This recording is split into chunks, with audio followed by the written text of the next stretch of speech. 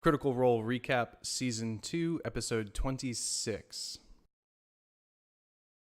So this week's episode came after a break while they were transitioning to their new studio. Now, last week, we lost 3 of our members of the Mighty Nein temporarily.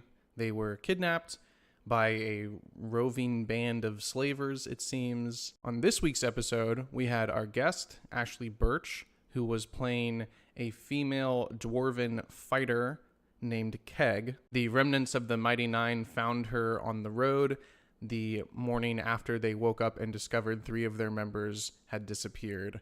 They discovered some signs of a struggle and came to the conclusion that they had most likely been taken. So they started to investigate further down the road, and they noticed a figure making its way down the road in the direction that they were heading.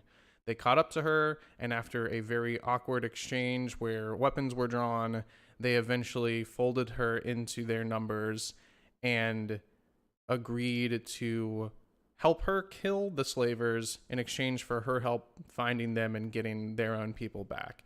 Because apparently Keg is familiar with the slavers and the area and was raised in the town, the Shady Creek Run, where they are headed and where the slavers operate out of. We later discover that Keg had actually been a member of the slavers, and that seems to play a part in why she wants to get revenge. On their first day of travel with their new member Keg, they came across an abandoned farmhouse out by the forest as they were making their way around the edges of the forest instead of going straight down the road, thinking that it would be a quicker path. And they started to feel some sort of rumbling on the ground, and they and their horses were attacked by a bunch of bug-like giant roach things that spray acid. Prior to that, they had decided to abandon their cart and one of their horses in order to just ride on horseback so that they could make their way quicker to try and catch up with the people who had taken their members. 2 of their horses end up dying in this combat, leaving them with only 3 total. And they do manage to take out these acid-throwing giant cockroaches, 4 of them that they end up fighting pretty easily. After that fight, they make a little bit more progress and then camp down. And then they continue on their way early in the morning.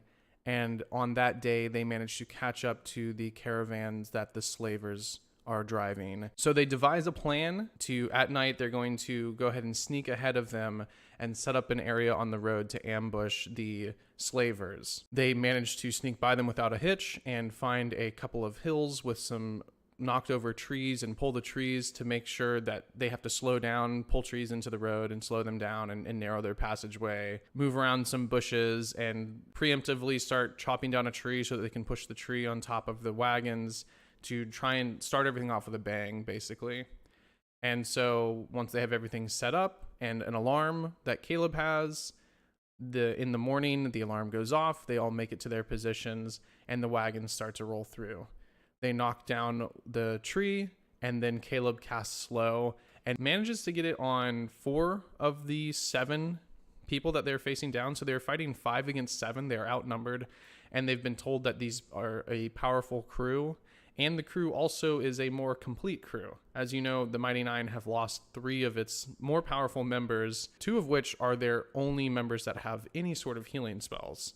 So the Mighty Nein is a pretty gimped version of its previous self. So this combat does not go well at all. 3 of them get hit by a level 5 Cone of Cold that does 41 damage if they fail to make their saving throw. They are also, the slow manages to get off and affect 4 people. However, it gets dispelled pretty quickly. And then they do manage to get the druid down, which was their primary target initially. But at this point, it's still 5 against 6 after killing the druid. And they're facing off against opponents that are more powerful than they are, honestly. Molly ends up diving into the fray while Knot is attempting to free one person in a cage after diving into the caravan. Just some random person. So Knot actually doesn't get off any damage in the entire combat, and she's one of their highest damage dealers. Molly ends up going down permanently because he uses his Blood Maledict a couple times and takes self-inflicted damage, and the second time he uses it to attempt to give disadvantage to the person attacking him, he does his final 4 pieces of hit points to himself and knocks himself down, and then immediately takes 2 hits from the leader of the group, which kills him outright, failing his death saving throws automatically and just killing him permanently. Keg attempts to sacrifice herself essentially in exchange for leaving the rest of the group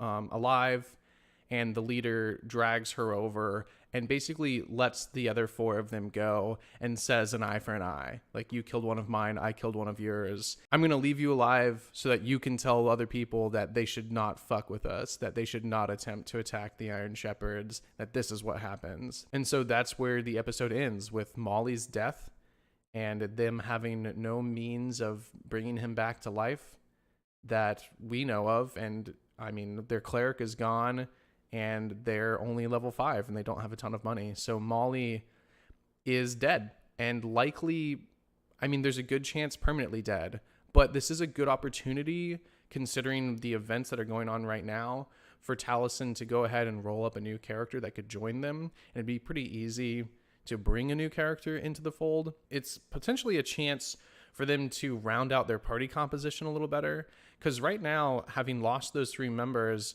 their party composition is very poor. Like I said, they don't have a single healer. On top of that, they don't really have a solid tank. So I think it's a good opportunity for Taliesin to round out the group better, maybe become a paladin or something with some form of healing. But yeah, that was pretty much it. So pretty eventful, obviously, having our first death of a player character in this campaign. I think it's really good. I'm hoping that they don't bring Molly back, even though obviously I do like Molly. I'm hoping they don't bring him back because it creates this sense of gravity to their decisions and puts weight behind the combat. Could they bring him back? Yes, technically they could do the 500 gold res within 10 days, or I think there's 1,000 gold res within a year that they could use. So Molly could come back at some point. But I'm kind of hoping that he doesn't come back immediately. But we'll see what happens next episode. It's definitely going to be an interesting one, as the Mighty Nein is now reduced to 3 plus their guest. So I guess technically 4, but really there are only 3 core members left at this point.